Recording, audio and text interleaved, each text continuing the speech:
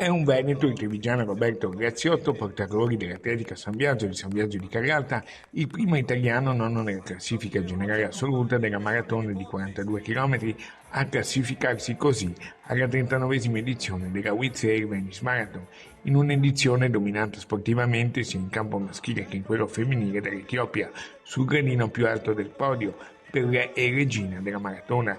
Tra le donne la migliore italiana è Claudia Andrighettoni, ottava assoluta, un'edizione di grande successo con il record assoluto di partecipanti 20.500 e atleti ai via, tra i quali nella 21 km anche il sindaco di Treviso Mario Conte, che domenica sarà a New York per la maratona. Le voci raccolte all'arrivo a Venezia in riva a Sette Martiri. Sì, una grande soddisfazione. Oggi è stata veramente dura, come temperatura oggi era veramente ideale per correre.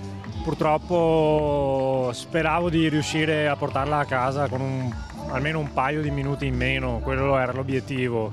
Passato alla mesa giusto, come da programma, però poi è stata dura. Ho fatto il personale e insomma farlo a Venezia, ciao, farlo a Venezia è qualcosa di straordinario, insomma. Edizione record questa anche per quanto riguarda la partecipazione di pubblico, già aperte le iscrizioni per la 40esima maratona di Venezia, compleanno speciale il 25 ottobre 2026. Stancherò mai di emozionarmi per questa incredibile alchimia che si crea tra organizzatori, runners, spettatori. Forse sarà questa magica città. Devo dire veramente un applauso a tutti, soprattutto ai volontari e naturalmente ai partecipanti.